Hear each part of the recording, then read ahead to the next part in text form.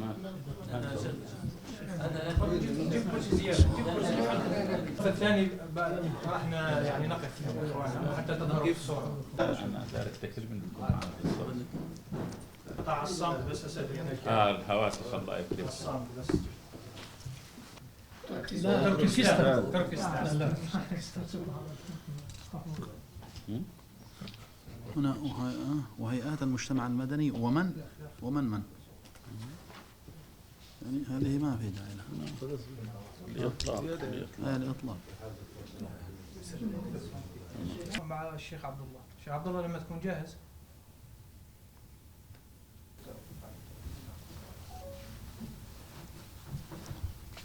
بسم الله الرحمن الرحيم. الحمد لله والصلاة والسلام على أشرف الأنبياء والمرسلين سيدنا محمد. بسم الله الرحمن الرحيم. بيان حول إغلاق المسجد الأقصى. المسرى في خطر داهم وفي قلب المؤامرة.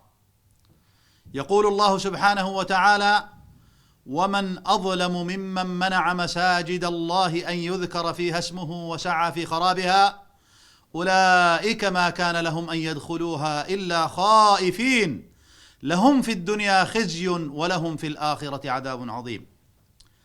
يتابع العلماء ومؤسساتهم الشرعية مع أحرار الأمة بقلق بالغ وترقب شديدين ما أقدم عليه الاحتلال من إغلاق المسجد الأقصى المبارك ومنع إقامة الصلوات فيه وتعطيل الجمعة وحظر الاعتكافات بحجة إجراءات أمنية مرتبطة بالحرب الإقليمية الظالمة، وهو ادعاء مردود في حقيقته، إذ يعكس محاولة مكشوفة لفرض السيادة والسيطرة وتكريس رسالة مفادها أنه المتحكم بالأحداث والقرارات والإغلاقات ولملكية في أقدس مقدسات المسلمين في فلسطين. إن المسجد الأقصى المبارك ليس ساحة لإثبات الهيمنة السياسية ولا ورقة في سياق الصراعات، بل هو حق خالص للأمة الإسلامية ووقف إسلامي ثابت لا يقبل القسمة أو التنازل. وإن إغلاقه ومنع الصلاة فيه عدوان صارخ على حرية العبادة وتجاوز خطير واستفزاز لمشاعر المسلمين في مشارق الأرض ومغاربها. كما أن قرار الإغلاق مفتوح زمنيا وتابع لمجريات هذه الحرب، ومنه فإن المسجد قد يبقى مغلقا لفترات طويلة يجهل الجميع تقديرها.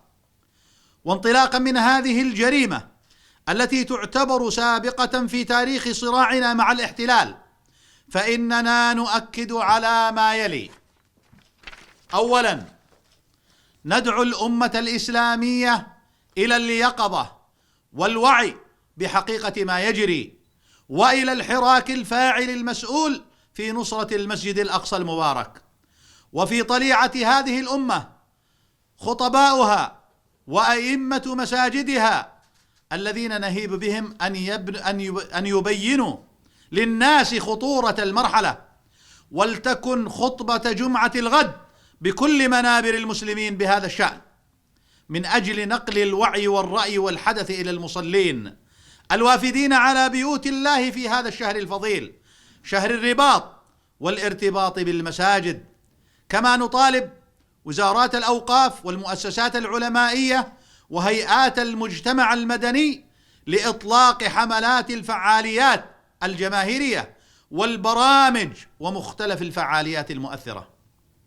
ثانيا، نطالب منظمة التعاون الإسلامي والتي تأسست بعد جريمة إحراق المسجد الأقصى عام 1969 وكافة الدول العربية والإسلامية بأن تمارس دورها وأن تتحمل مسؤوليتها التاريخية عبر ممارسة الضغط الجاد والفوري على الاحتلال لإعادة فتح المسجد الأقصى المبارك فورا ووقف كل الإجراءات التي تستهدفه.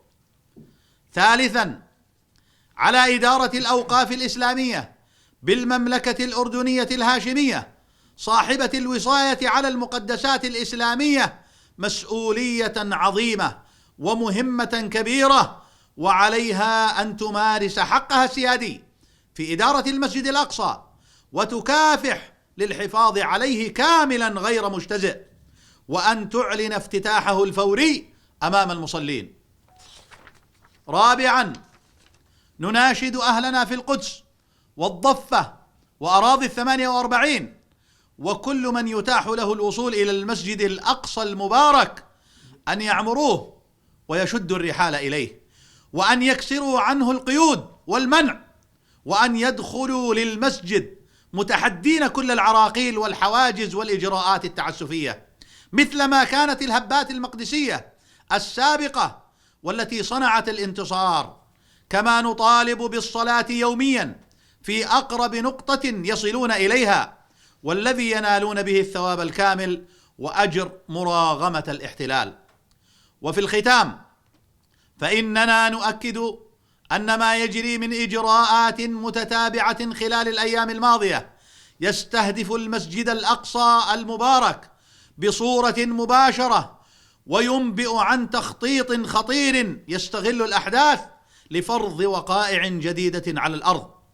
وإن مسؤولية التصدي لهذه المخططات مسؤولية جماعية تتطلب وعيا ووحدة موقف وتحركا جادا على مختلف المستويات. حفظ الله المسجد الأقصى المبارك ورد عنه كيد المعتدين، وجمع كلمة الأمة على الحق والعزة والتمكين، وأوقف نار هذه الحرب. 22 رمضان 1447 الموافق 12/3/2026. والسلام عليكم ورحمة الله وبركاته. الحرب الإقليمية الظالمة. الحرب الإقليمية ظالمة، متأكدين؟ كلمة فقط هذه الحرب. لا في كلمة قبل كانت هي الحرب الظالمة.